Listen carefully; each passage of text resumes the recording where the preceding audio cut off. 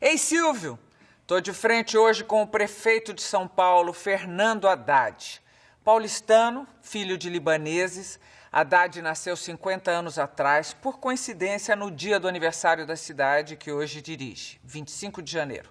Formado em Direito, tem mestrado em Economia e doutorado em Filosofia, mas foi na política que encontrou sua verdadeira vocação.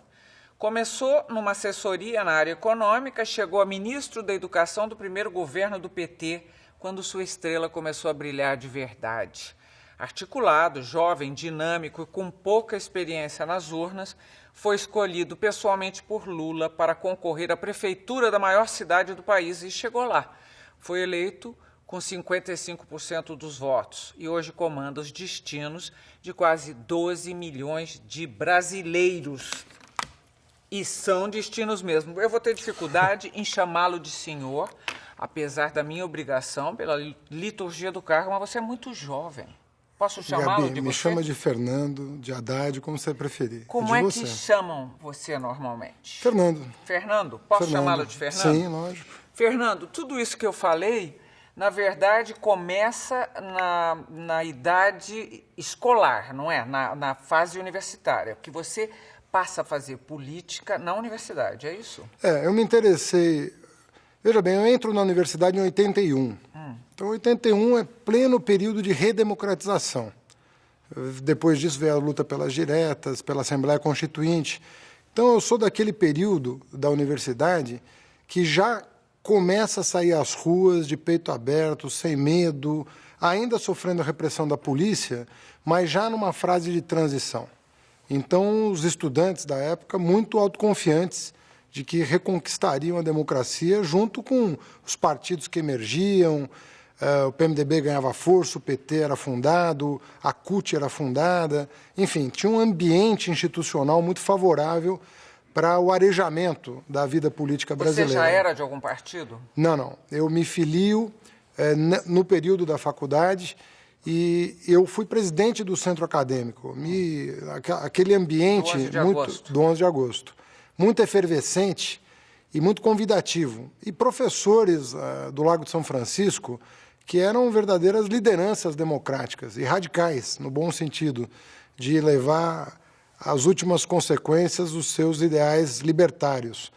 Goffredo Telle Júnior, Fábio Comparato, Dalmo Dallari, enfim, tantos outros. Você se filia a qual partido? Me filiei ao PT. Ao PT, desde sempre? Desde sempre. Mas você é de uma família de comerciantes. Exatamente. E você trabalhou nisso? Durante toda... Porque eu fiz uma carreira acadêmica, como você disse, né? Fiz graduação, mestrado e doutorado. E durante toda a carreira acadêmica, eu trabalhava em negócios familiares. Ora no mercado atacadista de tecidos, ali na região da 25 de março, numa rua chamada Abdo Chaim, que é a antiga rua Santo André. Ora no setor de incorporação e construção com um cunhado meu engenheiro. Então, eu sempre estava tentando me manter, do ponto de vista de material, né, exercendo essas atividades. Mas, assim, a minha paixão eram os estudos. Eu percebi, toda a formação acadêmica, né, as 3 escolhidas. Agora... Sempre com o Estado na cabeça. Sempre? Sempre. O Estado como entidade, né, sempre me fascinou. Os limites do Estado, os deveres do Estado, Seus filhos são tão politizados quanto você, ou não? Meu filho é muito. Eu tenho um filho de 20 anos que está na São Francisco, que é muito interessado em política. Ah, é? Eu tenho uma filha de 12 anos que ainda é nova para isso. Mas você gosta da ideia de que ele siga a carreira política? Olha, independentemente... Primeiro, eu acredito que a pessoa tem que ter uma profissão independentemente da política. Porque eu penso que a política como profissão não é bom para ninguém. Você tem que saber que você pode ter que parar ou pode desejar parar num determinado momento. Ou seja, a política não pode ser vista, na minha opinião, como uma atividade permanente da pessoa. A pessoa tem que compreender a política, isso é uma visão pessoal, como uma atividade para a qual você é convocado em determinadas circunstâncias. Ou seja, tem que fazer sentido você receber esse chamado ou de um governante eleito ou das urnas, quando você é eleito, para exercer essa função. Mas ela não pode fazer parte da sua do seu ideal de vida permanentemente. Ou seja, você pode chegar à conclusão que, num determinado momento, você fecha um ciclo, volta da aula, volta para uma consultoria, porque eu acho que é a melhor maneira, inclusive, de você exercer a política, quando você sabe que pode prescindir dela para a tua vida, embora você nunca possa perder de vista que a cidadania, essa você não pode abdicar. Ou seja, eu sempre seria um ser político do ponto de vista de exercer a cidadania, de participar da política, de emitir os meus juízos, as minhas opiniões, de tentar interferir na vida em sociedade. Agora, o exercício de um mandato, o exercício de uma gestão, eu penso que aí você tem que ser mais cerimonioso, você tem que compreender como circunstâncias específicas que te conduziram para um determinado papel. Vamos falar das suas circunstâncias atuais. Você está há 3 meses nesse cargo. Que tal é ser prefeito? De verdade verdadeira. Como é que é? Você acorda, você faz as suas... Você acompanha o noticiário, isso você faz no carro, indo trabalhar. Como é que virou o seu cotidiano? Olha, eu sou uma pessoa muito disciplinada, extremamente disciplinada. Sempre foi? Sempre fui. Você tem cara mesmo. Desde não? garoto, assim. Tem jeito. Sou disciplinado. Eu ponho uma coisa na cabeça, falo, vou fazer isso aqui, eu me disciplino para fazer. A carreira acadêmica te dá mais disciplina ainda.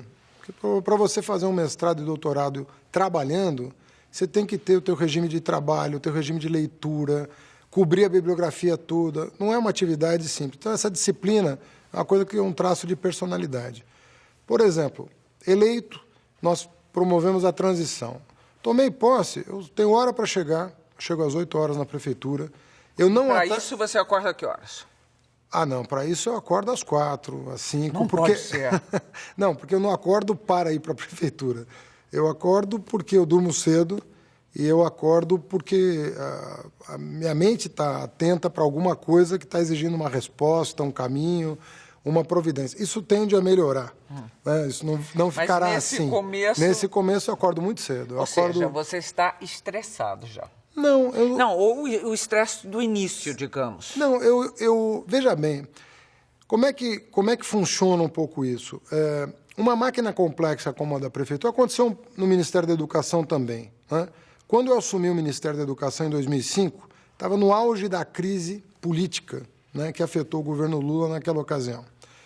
E eu assumi naquelas condições, né, bastante dramáticas e sem horizonte de trabalho, não sabíamos muito como é que aquilo ia terminar. Depois Lula foi reeleito, eu fui confirmado no cargo, foi possível, mas eu assumo com a obstinação de planejar o meu trabalho. E enquanto o meu trabalho não está claro na minha cabeça, a minha mente não... acordando cedo demais. Eu fico acordando cedo demais. A partir de um certo momento, as coisas vão se clareando, né? Você vai percebendo que os problemas têm solução, ainda que difíceis, você tem um horizonte de planejamento, e aí eu passo a me movimentar com mais tranquilidade, e aí você se sente muito seguro para tomar a decisão. E quando esse momento chega, é um momento gostoso de governar. Mas ainda não está lá. Estamos lá. Já chegamos pelo seguinte, eu no final do mês... Mas você continua acordando às 4 da manhã. Mas no final do mês, nós entregamos o plano de metas. E o plano de metas é um detalhamento do plano de governo que foi apresentado por ocasião da campanha. Aí, para mim, está claro assim, o que eu prometi na campanha e como eu vou conseguir atingir aquela meta. Então, peraí que eu vou começar a pedir umas coisas e perguntar sobre outras. Você só não me disse, você leu o noticiário? Leio. Indo a caminho ou depois que chega lá? Leio como dá. Ok. Como é que é a mesa de um prefeito? Cheia de pastas ou não? Tudo já foi filtrado e chega o essencial para você? Não, a minha mesa é bem organizada para mim. Eu falo de pastas, mas hoje em dia tem um negócio de computador. Não, mas tem muito papel ainda. Chegam projetos, chegam documentos. Os prefeitos das cidades, das grandes cidades do Sudoeste, das cidades do Sudoeste, eles assumem o cargo bem no período das... chuvas. Isso aí. Então, eu pergunto a você, parte dessa falta de sono está nas chuvas ou não? E os problemas que elas têm acarretado ou não? Olha, Gabi, uma coisa muito diferente do Ministério da Educação, né, que é ser prefeito de São Paulo. Educação tem um orçamento que é o dobro da cidade de São Paulo. Eu gerenciei um orçamento de quase 100 bilhões de reais, o dobro da cidade. Então, o que afeta mais a vida de um prefeito? Pessoalmente, eu te diria o seguinte, a vida das pessoas. Você começa a perceber que a vida das pessoas depende de você. E quando eu falo vida, eu não estou falando de qualidade de vida apenas, eu estou falando da vida mesmo. Ou seja, eu sei que existem, por exemplo, cerca de 98 mil pessoas que moram em área de alto risco na cidade de São Paulo. Sei que essas áreas precisam ser monitoradas diariamente. Sei que o solo encharca e que a água que encharca o solo vai se acumulando ao longo do verão. Então, é óbvio que a defesa civil, a segurança pública, tudo isso vai te pressionando, porque você conhece as pessoas. Eu visitei essas pessoas durante a campanha. Eu fui às áreas de risco. Eu conheço os barrancos onde estão as casas de palafita.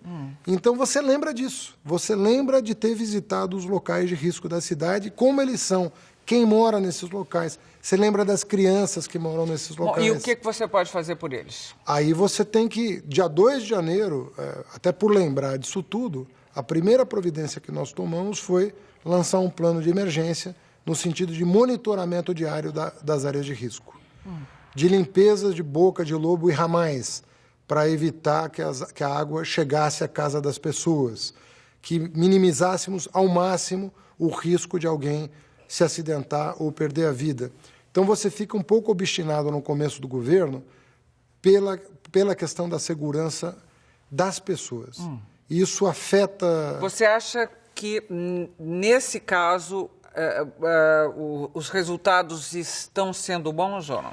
Olha, eu diria que poderiam ser muito melhores, porque você passar um verão sem nenhuma perda é muito importante. Não é o caso desse verão. Houve acidentes... Você tem a resposta de por que se chove há mais de 500 anos todo verão no Brasil, não só em São Paulo, em outras cidades, todo verão vêm as chuvas e acontecem desastres?